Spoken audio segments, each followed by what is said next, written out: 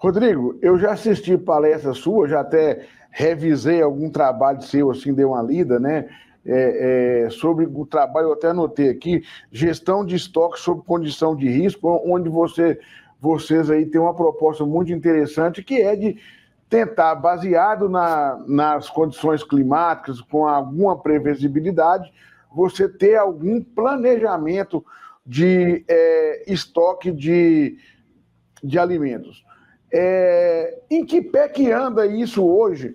Qual que é, na sua visão, a probabilidade da gente trabalhar com alguma segurança numa região semiárida, sabendo dos desafios, né, climáticos que são bastante sérios, né, e principalmente a imprevisibilidade é muito grande.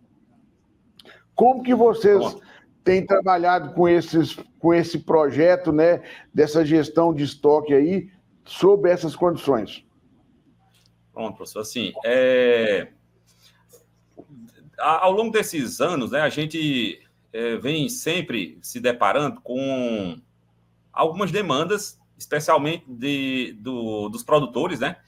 E que quando a gente tentava casar as ideias, as demandas, com as técnicas, né, relacionadas ao armazenamento, a gente sempre se deparou com uma limitação, que era o seguinte, né? A gente sempre sabe que quando vem a seca, né, ou quando vem um período seco, a gente precisa ter reserva, precisa ter comida armazenada, né? De diferentes formas, né? A forma, não vou nem questionar qual é a melhor forma, que não trata especificamente a pesquisa sobre isso, qual seria a forma.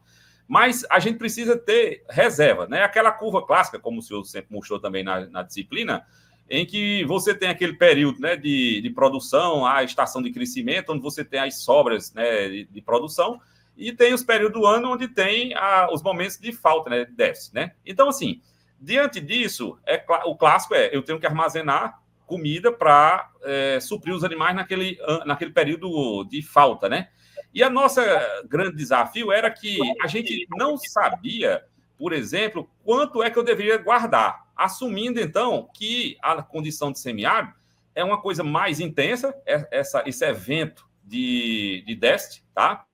Porém, mais do que a quantidade, a gente tem a imprevisibilidade dessa falta, né? Então, a pesquisa, a busca, né, de uma solução, eu diria, científica, tecnológica, foi de tentar trazer uma ferramenta, né, que tivesse condição de, aplicada a essa condição de incerteza, que seria a incerteza no sentido da, praticamente, dizer, eu não sei quanto que vai chover no próximo ano. Então, a incerteza aqui no semiárido pode chover de 200 a 1.500 milímetros. Então, como a gente tem uma variação grande nessa expectativa, automaticamente isso vira uma incerteza de quanto é que eu posso produzir. Se eu não sei, se eu não tenho essa expectativa de quanto vou produzir, eu nem saberia qual era a quantidade de falta, né? Ou seja, no ano que chover 200, eu não sei qual é o ano que vai chover 200, muito menos qual seria, então, a falta naquele ano que chovesse 200. Então, esse era o primeiro ponto. Saber, então, qual era a intensidade da falta, para eu definir,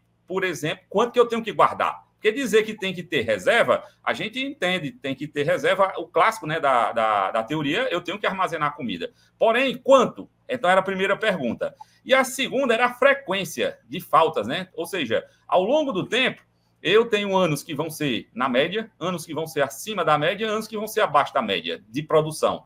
E aí a gente precisava também entender como é que se dava esse comportamento no tempo, ou seja, a frequência de faltas. E a pesquisa, então, se dedicou a isso. Definir ou tentar trazer uma forma de calcular a frequência de déficit e a intensidade do déficit. Então, essa é a pesquisa, né?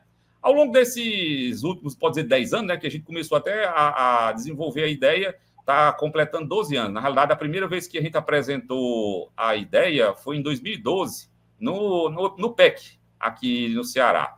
Depois, em 2013, a gente apresentou no CNPA, no evento da CNPA, e a gente publicou lá até a primeira vez esse artigo dando a ideia, né?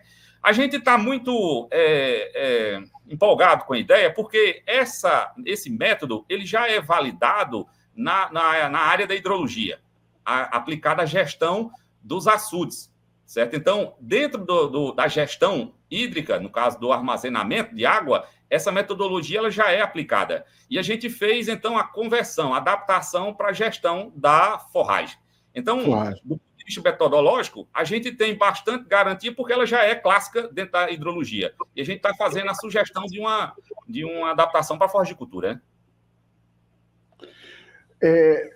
Que eu acho, Rodrigo, que isso é um problema bastante complexo. Eu, dando aqui os méritos, uma vez eu estava conversando com uma professora, a professora Ângela, né, da Federal Rural de Pernambuco, eu falei com ela assim, mas é engraçado, porque tem seca todo ano e o povo não... Ela falou assim, Nilma, o problema aqui é porque a seca não é na intensidade que deveria ser. Eu falei, como assim? Não, porque se chovesse todo ano 200 milímetros, o cara sabia que ele tinha que fazer aquilo todo ano. Como tem ano que chove 200 e tem ano que chove 1.200, os anos que vão subindo, que chove, ele vai esquecendo. Você pega numa região de clima frio, onde é que neva, o cara sabe, não tem perigo de não nevar esse ano. Todo ano vai ter neve. Todo ano, se ele não fizer, morre tudo. Então, ela fala que a seca, ela não tem uma gravidade constante, que isso aí acaba a pessoa treinando em escapar. Ele, não, eu escapei. Né? Isso é uma... E aí eu acho que um modelo desse, quando a pessoa faz uma projeção a longo prazo, ele cai para uma realidade onde ele começa a ver, né? Ele consegue enxergar esses problemas com mais... Porque quando não tem é mais complicado, né? Canal Agroverdades, o agronegócio passado a limpo. Apoio Agrominas.